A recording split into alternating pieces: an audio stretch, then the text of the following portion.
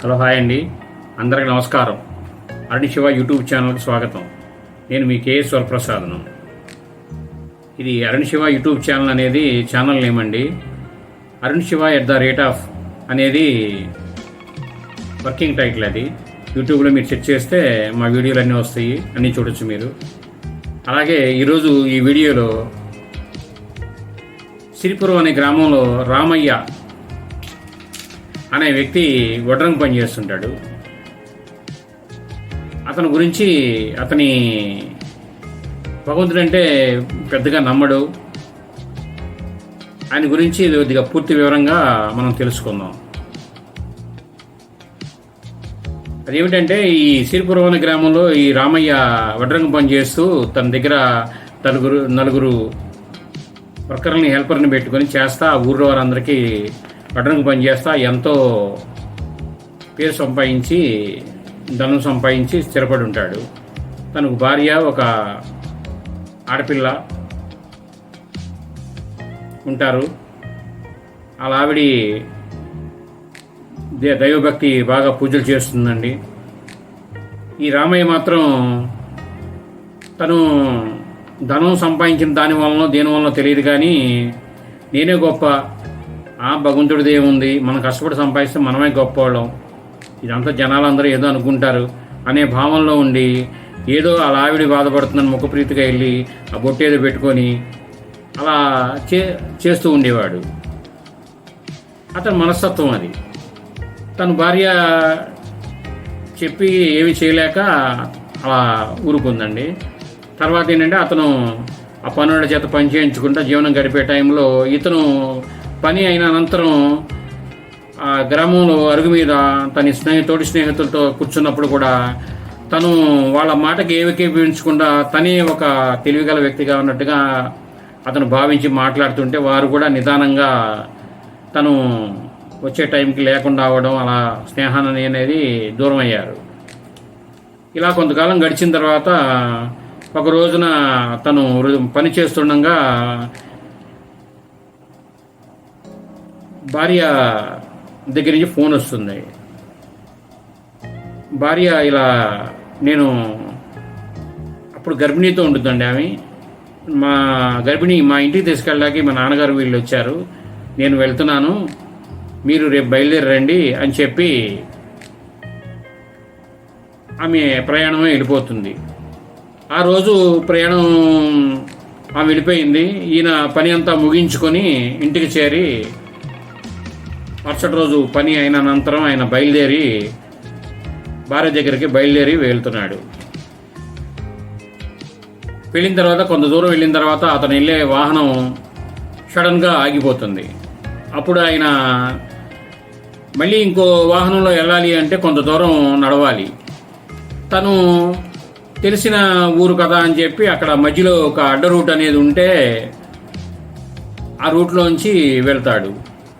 చుట్టూ తిరిగి వెళ్ళాలంటే 3 కిలోమీటర్లు అనే ఆలోచనలు, అడ్డంగా వెళ్తే త్వరగా వెళ్తామని అతను గబగబా నడుచుకుంటూ వెళ్తుంటాడు. కొంత దూరం వెళ్ళిన తర్వాత ఈ ఎండ వాతావరణానికి అలసటగా ఉండి ఒక పెద్ద మర్రి చెట్టు కింద తను విశ్రమించిన తర్వాత చక్కగా ఇలా పడుకొని తల కింద తను తీసుకెళ్లే సంచి పెట్టుకొని దాని మీద తలకాయ పెట్టుకొని కాలు మీద కాలేసుకొని పైకి చూస్తూ, ఈ చెట్టు చాలా బాగా విస్తరించింది, చాలా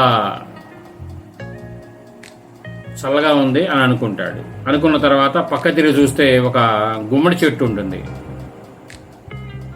ఆ గుమ్మడి చెట్టుకి పొద అల్లుకొని ఉంటుంది. ఒక చిన్న ఎండిపోయిన చెట్టుకి గుమ్మడి పొదలాగా అల్లుకొని గుమ్మడికాయలు ఉంటాయి. దానికి గుమ్మడికాయలు కొన్ని వేలాడుతుంటాయి.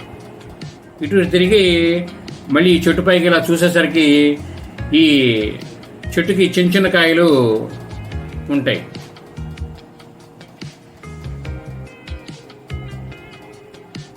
ఈ మర్రి చెట్టుకేమో ఇంత పెద్ద వృక్షానికి చిన్న చిన్న కాయలు ఇచ్చాడు భగవంతుడు.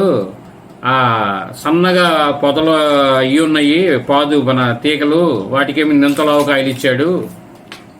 భగవంతుడుకి తెలివి లేదు అని మనసులో అనుకొని తను అలా కురుకు తీస్తాడు. 10 నిమిషాలు పడుకున్న తర్వాత తన మీద ఒక కొద్దిసేపు తర్వాత తన మీద టప టప టప అని మరికాయలు మీద పడుతుంటాయి. కొన్ని పడిన తర్వాత లేచి కూర్చొని కళ్ళు నలుపుకొని చూశాడు. కాయలు చుట్టూ ఒక 7-8-10 కాయలు పడి ఉంటే అప్పుడు తనకి జ్ఞానోదయం అయింది. ఏమిటండి, అరే భగవంతుడు నేను తెలివి తక్కువడని అనుకున్నా, నేను కాదు, భగవంతుడు ఉన్నాడు, తెలియగలవాడే. ఇప్పుడు ఈ మర్రి చెట్టు పెద్దది, దీని చెట్టు మీద కింద నిలబడతారు జనాలు చాలామంది, నాలాగా ఇదే చెట్టుకి అంతంత పెద్ద కాయలు ఇచ్చాడు అనుకో, అవి నెత్తి మీద పడితే జనాలందరికీ ప్రమాదం. అందుకని చెప్పి ఈ చెట్టుకేమో చిన్న కాయలు, ఆ పొదకేమో గుమ్మడి పొదకేమో సన్నగా ఉన్న పొదకేమో పెద్ద కాయలు ఇచ్చాడు. భగవంతుడే గ్రేటు.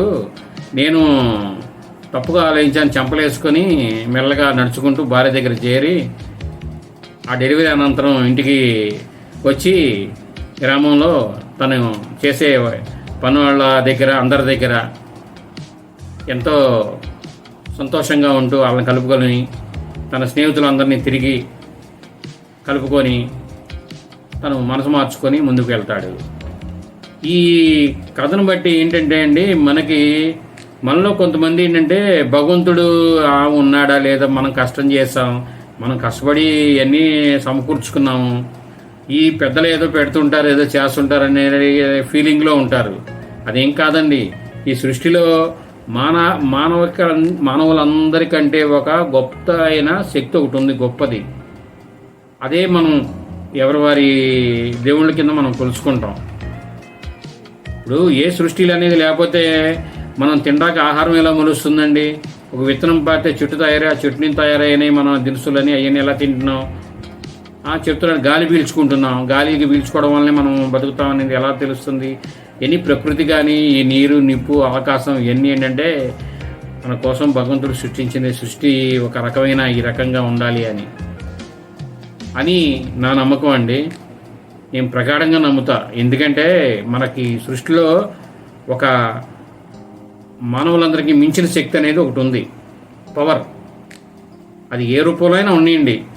మనం తల్లిదండ్రులు ఇచ్చిన రూపంలో మనం కొలుస్తాం, మన పక్కవారు వాళ్ళ తల్లిదండ్రులు ఇచ్చిన రూపంలో కొలుస్తారు, ఇంకోళ్ళు ఇంకో రూపంలో కొలుస్తారు, అంతా ఒకటే. కాబట్టి ఏంటంటే మనం భగవంతుడిని నమ్ముదాం, వారి భగవంతుడిని నమ్మి చక్కగా మన వృత్తుల్లో ముందుకెళ్దాం.